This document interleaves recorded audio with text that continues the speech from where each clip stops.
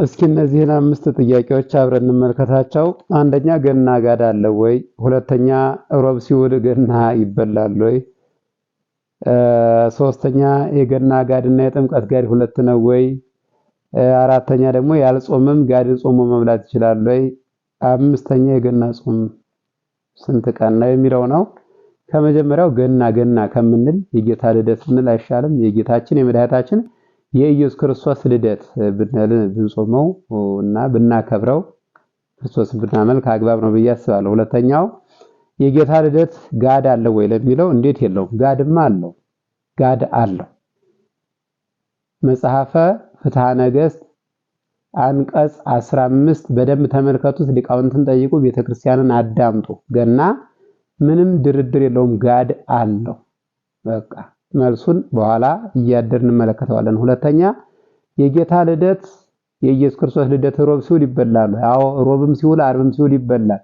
ይበላሉ ብቻ ሳይሆን ብዙ ዓመት እስካሁንም እስከዛሬ እኮ በልተናል። በልታችኋል እኮ ረስታችሁት እንጂ ይሄ ሆዳችን እንኳን ያምናውን የዛሬ 5 ዓመት የዛሬ 7 ዓመቱን ትናንት በልቶ ዛሬ በላው አይልም። የሚገርማችሁ አሁን ከጾሙ በፊት ስጋ በልተናል አላየሁም ለማለት ይፈልጋል እንጂ ስንት ዓመት እስካሁን በልተናል መሰላችሁ? እንደው በየዓመቱ እንጠይቀዋለን እንጂ ገና ሮብ ሲውል አርብ ሲውል ይበላል። የሚቀደሰውም ደግሞ ሌሊት ነው 9 ሰዓት ከ6 ሰዓት ጀምሮ ማለት ነው።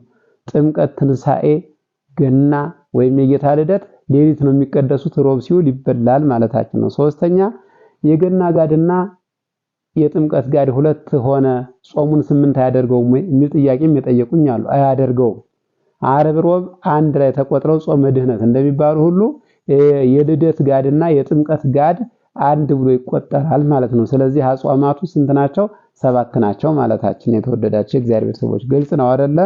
ሌላው የነቢያትን ጾም ያልጾሙ ሰዎች ጋድን ጾመው መብላት ይችላሉ ወይ የሚል ጥያቄ አለ። አይ እንዲህ የሚባል ስርዓት የለም። ለጾም የደረሰ ሁሉ ኦርቶዶክሳዊ ምዕመን ከህዳር 15 እስከ መጨረሻው መጾም አለበት እንጂ ዋዜማዋን አንድ ቀን ጾሙ ወይ አክፍሎ ልቁረብ እንትልበል አይባል የሚልም ስርዓት የለም። በነገራችን ላይ በዚህ መልኩ እንድትረዱኝ አሳስባለሁ። ሌላው የገና ጾም ወይም የልደት ጾም የነቢያት ጾም ምንለው ስንት ጾም ነው የሚለው ይሄ ሌሎችንም ሊያብራራልን ይችላል። የነቢያት ጾም 44 ቀን ነው። ልብ ብላችሁ ከሆነ 44 ቀን ነው።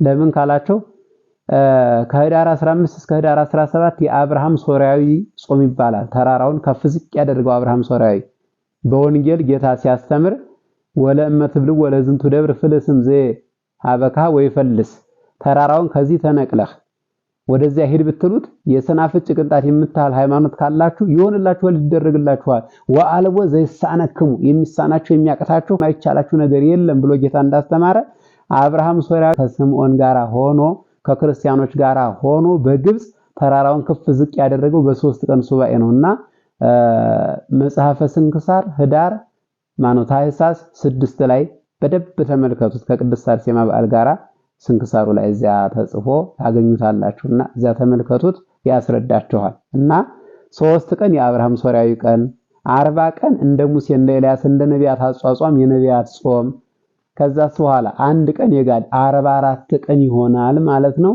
ገና ጋድ አለው ምንለውም ከዚህ የተነሳ ነው። ፍትሐ ነገሥቱም ጽፎታል። የሁለቱ ጋዶች የልደትና የጥምቀት አንድ ላይ ተቆጥረው አንድ ጋድ ይባላል። እንደውም እኮ መጽሐፉም እንደሚል ታውቃላችሁ ሮብና አርብን ከጥምቀት ቀን ከገና ቀንና ከትንሳኤ ቀን ከ50 ቀን በስተቀር አይብሏቸው ይጹሟቸው ይላል።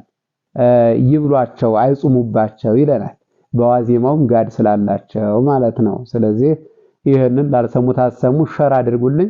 ጥያቄ ካለ ኮሜንት ላይ ጻፉልኝ። መለስ ብዬ ተመልክቼ ጽፋለሁ መልሼ ወይም ደግሞ ቪዲዮ አደርግላችኋለሁ። ተመልካቾች አድማጮች ኮሜንት ጻፉ፣ ጠይቁ። አመሰግናለሁ። እግዚአብሔር ሁላችንን ይባርክ። ለበዓለ ልደት በሰላም ያደርሰን።